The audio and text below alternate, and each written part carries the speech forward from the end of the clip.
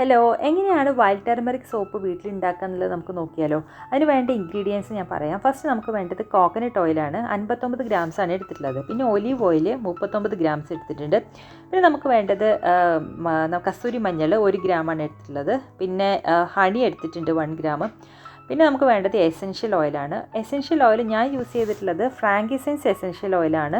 അത് fragrance oil ഉണ്ടെങ്കിലും കുഴപ്പമില്ല, പക്ഷേ ഫുള്ളി നാച്ചുറൽ എന്ന് പറയുമ്പോൾ എസെൻഷ്യൽ ഓയിലാണ് നല്ലത്.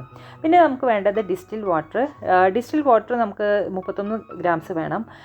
അത് നോർമൽ വാട്ടർ അല്ല. നോർമൽ വാട്ടർ യൂസ് ചെയ്ത് കഴിഞ്ഞാൽ കണ്ടാമിനേറ്റ് ആവാനുള്ള സാധ്യത കൂടുതലാണ്. അപ്പോൾ ഡിസ്റ്റിൽ വാട്ടർ യൂസ് ചെയ്യാം.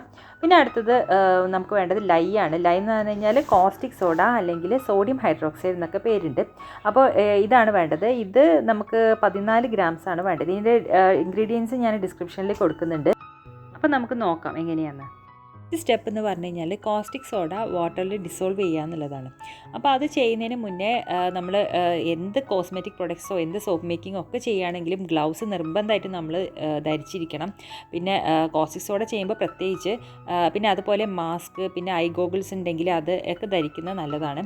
അപ്പോൾ ഇത് വെച്ചിട്ട് നമ്മൾ മെല്ലെ ഇതിലേക്ക് ഇട്ട് കൊടുക്കുക. അപ്പോൾ ഇത് ഡിസോൾവ് ചെയ്യാൻ ഏകദേശം 1-2 മിനിറ്റിൻ്റെ ഉള്ളിൽ അത് ഡിസോൾവ് ആവും, നല്ല ക്വാളിറ്റി ഉള്ള കോസ്റ്റിക് സോഡ ആണെങ്കിൽ. അപ്പോൾ എപ്പോഴും നല്ല ക്വാളിറ്റി ഉള്ളത് നോക്കി വാങ്ങിക്കാനായിട്ട് ശ്രമിക്കുക. അപ്പോൾ ഇത് ഡിസോൾവ് ചെയ്ത് കഴിഞ്ഞ് കഴിഞ്ഞാൽ ഇപ്പോൾ നല്ല ചൂടുണ്ട്, ഇത് ബാക്ക് തൊട്ട് നോക്കുമ്പോൾ നല്ല ചൂടുണ്ട്. പക്ഷേ കുഴപ്പമില്ല, ഇത് കുറച്ച് സമയം നമ്മൾ ഇത് ഡിസോൾവ് ആയതിന് കഴിഞ്ഞതിന് ശേഷം നമ്മളത് മാറ്റി വെച്ചിട്ട് അത് റൂം ടെമ്പറേച്ചർ ആവുന്നത് വരെ നമ്മൾ വെയിറ്റ് ചെയ്യണം. അപ്പോൾ ഒരു പ്രത്യേക ടെമ്പറേച്ചർ ആകുമ്പോഴാണ് നമ്മൾ ഇത് ഓയിലായിട്ട് മിക്സ് ചെയ്യാൻ പാടുള്ളൂ. അപ്പോൾ അതുവരെ അത് മാറ്റി വെക്കണം. അപ്പോൾ ഇതിപ്പോൾ ഡിസോൾവ് ആവുന്നുണ്ട് ഏകദേശം. ഇനിയിപ്പോൾ നമ്മൾ വീട്ടിൽ തെർമോമീറ്റർ വെച്ചിട്ടാണ് നമുക്കത് ടെമ്പറേച്ചർ മോണിറ്റർ ചെയ്യാൻ പറ്റുള്ളൂ. ഇനി അതില്ലാന്നുണ്ടെങ്കിൽ ജസ്റ്റ് അടിഭാഗത്ത് തൊട്ട് നോക്കിയാലും മതി. ഇപ്പോൾ കോസ്റ്റിക് സോഡ ഞാൻ മാറ്റി വെച്ചിട്ടുണ്ട്. ഇനി നമുക്ക് ഓയിൽസ് മിക്സ് ചെയ്യാം. അപ്പോൾ അതിന് വേണ്ടത് ഞാൻ പറഞ്ഞു, നമുക്ക് കോക്കനട്ട് ഓയിലും ഒലിവ് ഓയിലും വെച്ചിട്ടാണ് നമ്മൾ ചെയ്യുന്നത്. അപ്പോൾ ഞാൻ ആദ്യം കോക്കനട്ട് ഓയിൽ ഇതിലേക്ക് ആഡ് ചെയ്യാൻ പോവാണ്. കോക്കനട്ട് ഓയിൽ ഞാൻ പറഞ്ഞിട്ടുള്ള അളവിലുള്ള കോക്കനട്ട് ഓയിൽ ആഡ് ചെയ്തു. പിന്നെ നമുക്ക് വേണ്ടത് ഒലിവ് ഓയിലും ഇതുപോലെ മിക്സ് ചെയ്ത് കൊടുക്കുക. നമുക്ക് വീട്ടിൽ എപ്പോഴും കിട്ടുന്ന തരത്തിലുള്ള ഓയിൽസാണ് ഞാൻ യൂസ് ചെയ്തിട്ടുള്ളത് കേട്ടോ. ഏത് ഓയിൽസും ബട്ടേഴ്സും ഒക്കെ നിങ്ങൾക്ക് യൂസ് ചെയ്യാം.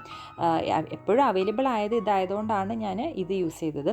ഞാൻ ഹണിയാണ് ഇതിലേക്ക് ഇട്ട് കൊടുക്കുന്നത്. 1 ഗ്രാം ഹണി ഞാൻ ഇതിലേക്ക് ഇട്ട് കൊടുത്തിട്ടുണ്ട്. ഇനി നമുക്ക് വേണ്ടത് കസ്തൂരി മഞ്ഞൾ, നമ്മളെ ഏറ്റവും ഇമ്പോർട്ടൻ്റ് ആയിട്ടുള്ള ഇൻഗ്രീഡിയൻ്റ് ആണല്ലേ. അപ്പോൾ കസ്തൂരി മഞ്ഞൾ ഇതിലേക്ക് ഇട്ട് കൊടുക്കാം.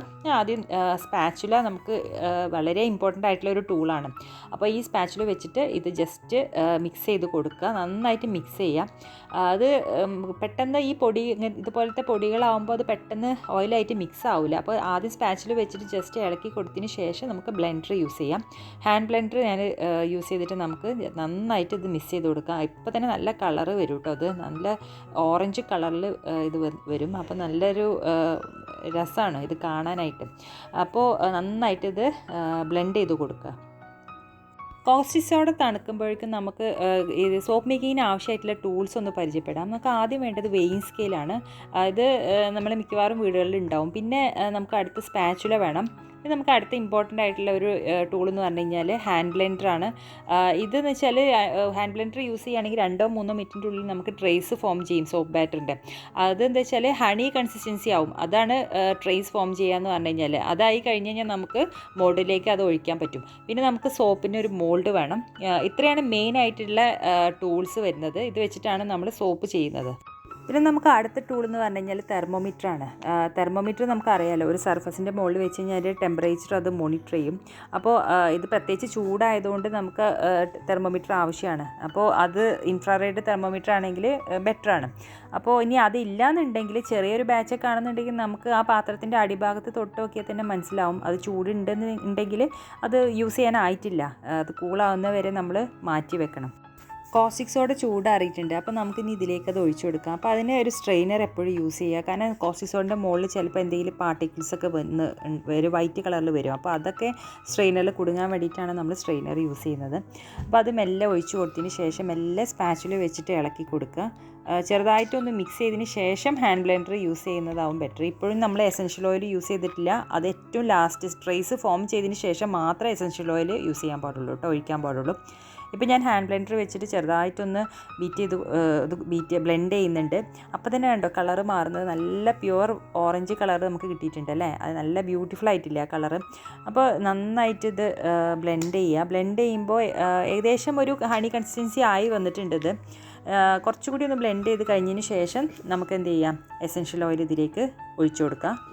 ഇപ്പോൾ ട്രേസ് ഫോം ചെയ്തിട്ടുണ്ട്. ഇനി നമുക്കിനി ഇതിലേക്ക് എസൻഷ്യൽ ഓയിൽ ആഡ് ചെയ്ത് കൊടുക്കാം. എസൻഷ്യൽ ഓയിൽ ആഡ് ചെയ്ത് കഴിഞ്ഞതിന് ശേഷം കൂടുതലായിട്ട് ബ്ലെൻഡ് ചെയ്യരുത് കേട്ടോ. സ്പാച്ചിൽ വെച്ചിട്ട് ഇളക്കി കൊടുക്കാനേ പറ്റുള്ളൂ. അപ്പോൾ ഞാൻ എസൻഷ്യൽ ഓയിൽ ഇതിലേക്ക് ആഡ് ചെയ്ത് കൊടുത്തു. മെല്ലെ സ്പാച്ചിൽ വെച്ചിട്ട് ഇളക്കി കൊടുക്കുക. നന്നായിട്ട് മിക്സ് ചെയ്യുക കേട്ടോ. കാരണം നമ്മളെ സോപ്പിൻ്റെ സ്മെല്ലെന്ന് പറയുന്നത് എസൻഷ്യൽ ഓയിലിൻ്റെ സ്മെല്ലാണ്. അപ്പോൾ ഇത് നല്ല ഇതിലേക്ക് മിക്സ് ആവണമെന്നുണ്ടെങ്കിൽ നന്നായിട്ട് മിക്സ് ചെയ്ത് കൊടുക്കുക സ്പാച്ചിൽ വെച്ചിട്ട്. ഇപ്പോൾ കണ്ടില്ലേ കൺസിസ്റ്റൻസി, ഇത് കണ്ടില്ലേ, ഈ ഒരു കൺസിസ്റ്റൻസിയാണ് നമുക്ക് സോപ്പ് മോൾഡിലേക്ക് ഒഴിക്കാൻ പാകമായിട്ടുള്ള കൺസിസ്റ്റൻസി. ഇനി നമുക്ക് ഈ ബാറ്റർ മോൾഡിലേക്ക് ഒഴിച്ചു കൊടുക്കാം. അത് ഒഴിച്ചു കൊടുക്കുമ്പോൾ ജസ്റ്റ് സ്ലോലി ഒഴിച്ചു കൊടുക്കണം, കാരണം ഇല്ലെങ്കിൽ എയർ ബബിൾസ് ഒക്കെ വരാനുള്ള സാധ്യത ഉണ്ട്. അപ്പോൾ നമ്മൾ മെല്ലെ ഒഴിച്ചു കൊടുക്കുക. ഞാനിപ്പോൾ പറഞ്ഞിട്ടുള്ള ഇൻഗ്രീഡിയൻസ് ഈ ഒരു മോൾഡിൻ്റെ സൈസിനനുസരിച്ചുള്ള ഇൻഗ്രീഡിയൻ്റ് ആണ്. അത് നിങ്ങളുടെ മോൾഡിനനുസരിച്ച് നിങ്ങൾക്ക് ചേഞ്ച് ചെയ്യാവുന്നേ ഉള്ളൂ കേട്ടോ. അപ്പോൾ ഞാൻ ഇത് നല്ല പ്യുവർ ഓറഞ്ച് കളറായിട്ടുണ്ടല്ലോ അല്ലേ, നല്ല ഭംഗിയില്ലേ ഇത് കാണാൻ. ഇത് നമ്മൾ ഒഴിച്ചതിന് ശേഷം ഇത് ഒന്ന് ടാപ്പ് ചെയ്യുന്നത് നന്നായിരിക്കും കേട്ടോ. ഇല്ലെങ്കിൽ എന്താ വെച്ചാൽ എയർ ബബിൾസ് ഒക്കെ കയറാനുള്ള സാധ്യത ഉണ്ട്. അപ്പോൾ ജസ്റ്റ് ഒന്ന് സൈഡിലൊക്കെ ഒന്ന് ടാപ്പ് ചെയ്ത് കൊടുക്കുക. പിന്നെ നമുക്ക് ഇത് ഉണങ്ങാനായിട്ട് ഒരു 24 മുതൽ 48 മണിക്കൂർ വരെ ടൈം എടുക്കും.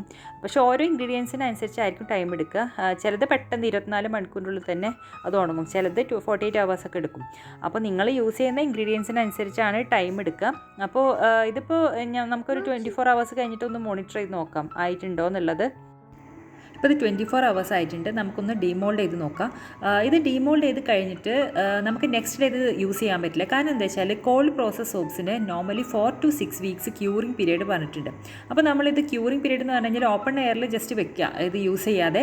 അത് എന്തിനാണ് വെക്കുന്നത് വെച്ചാൽ ഇതിൽ എക്സസ് വാട്ടർ എന്തെങ്കിലും ഉണ്ടെങ്കിൽ അത് ഇവോപ്പറേറ്റ് ചെയ്ത് പോയിട്ട് നല്ല ഹാർഡ് ബാറായിട്ട് നമുക്ക് കിട്ടും. പിന്നെ അതേപോലെ തന്നെ നല്ല റിച്ച് ആൻഡ് ക്രീമി ലെതർ കിട്ടും.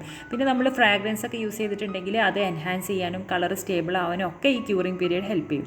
പിന്നെ മാത്രമല്ല നമ്മൾ ലൈ യൂസ് ചെയ്യുന്നുണ്ടല്ലോ, അപ്പോൾ ലൈ ഫുള്ളായിട്ട് സപ്പോണിഫൈ ചെയ്തിട്ടില്ല എന്നുണ്ടെങ്കിൽ അത് ഫുള്ളായി സപ്പോണിഫൈ ചെയ്യാനും ഒക്കെ ഈ ക്യൂറിങ് പീരീഡ് ഹെൽപ്പ് ചെയ്യും. അപ്പോൾ നമ്മൾ ക്യൂറിങ് പീരീഡ് എന്തായാലും സെറ്റ് ചെയ്യണം. നമുക്ക് അടുത്ത വീഡിയോ ആയിട്ട് വീണ്ടും കാണാം. Thanks for watching.